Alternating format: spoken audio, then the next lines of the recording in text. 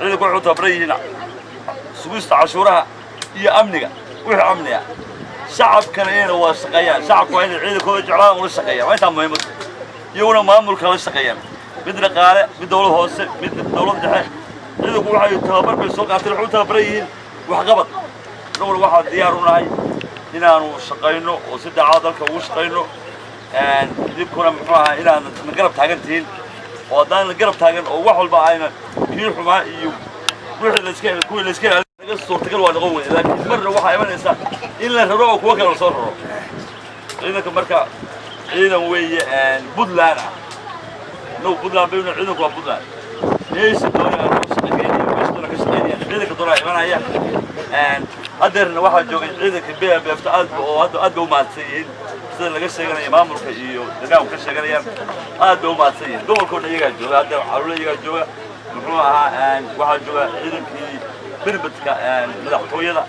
dadku waa isku mid waana isku ciidan ciidanku waa ciidan shacab waa shacab ila wada shaqeeyo kala dambeynta la soo celiyo way muhiimad kale haday waxa laga hadlay gaadiidka gudoomiye gaadiidka dawladda waxay ugu tagaysay degmada baawur ee u keento balqaadkaas waa jira baabuurta oo horeeyay imanaya gaariga baargaal baa qulay hadda maalin la wado wasiirka amniga ay sheegay baabuur soo socota in baabuurka baargaal uu ku jiro koob laga dhigayo degmooyinka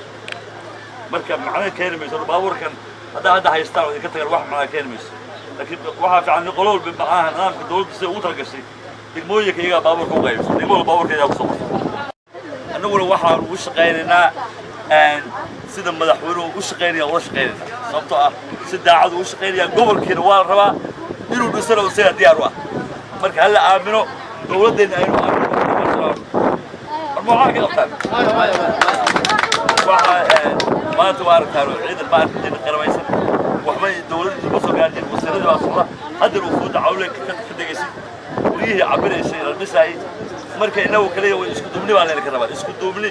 iyo inuu isku wuxuu socdo hadday booliis lahay hadday shacab lahay dawladdeena garab istaagno waa in salaam ay khayr baa